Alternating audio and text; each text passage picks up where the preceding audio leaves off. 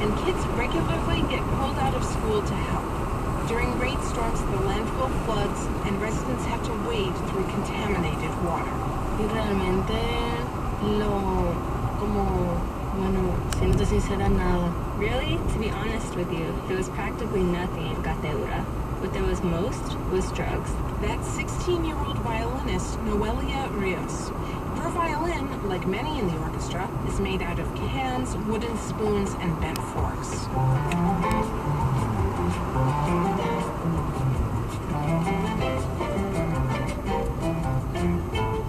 One of the ensemble's cellos uses an oil drum for its body.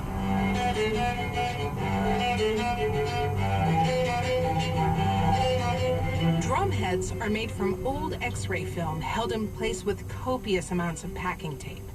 15-year-old Tobias Armoa describes his saxophone. Caño de canaleta, donde cae el agua de lluvia. It's made out of a drain pipe where the rainwater falls. Melted copper, coins, spoon handles, and cans. The Recycled Orchestra was founded 10 years ago by Fabio Chavez. Después fui a trabajar a Cateura como técnico. I went to work in Cateura as an environmental engineer.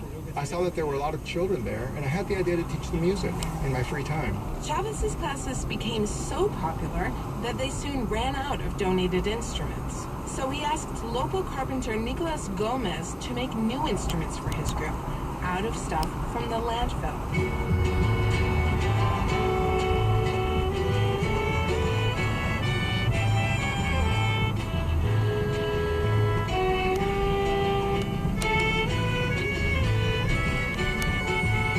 Several years ago, the orchestra caught the attention of a team of filmmakers led by Alejandra Amarilla.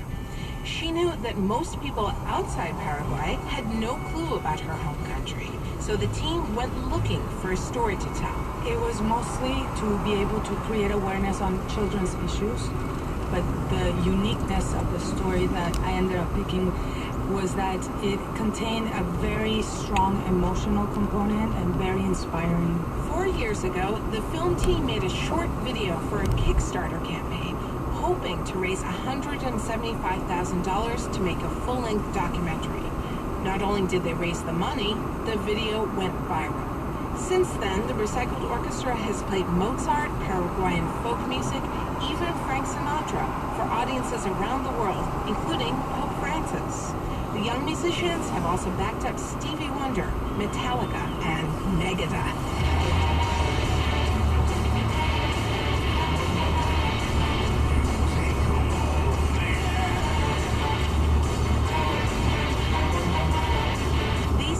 Kids from Cateura are flocking to join the orchestra.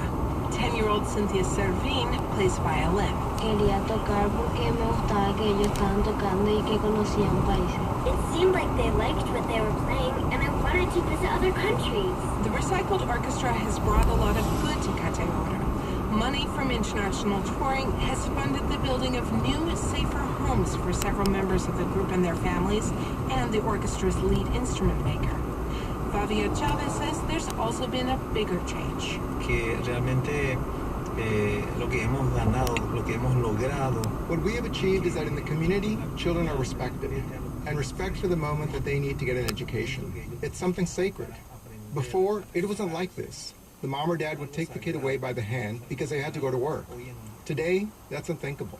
And we've already achieved the most difficult thing, which is to change the community. Maybe it didn't have to be music that triggered such a fundamental shift. It could have been soccer or chess or theater. But Chavez says the kids playing in the Recycled Orchestra are creating something gorgeous out of nothing. Para ser músico, uno tiene que ser responsable, persistente. To be a musician, you have to be responsible, persistent, tenacious, conscientious, and sensitive. Without these values, you can't be a musician. But music has such a great power that it can't be just of the musicians. Music can transform society. Even more people will learn about that transformation as the documentary, Landfill Harmonic, opens in theaters around the U.S. this month and screens later on HBO Latino.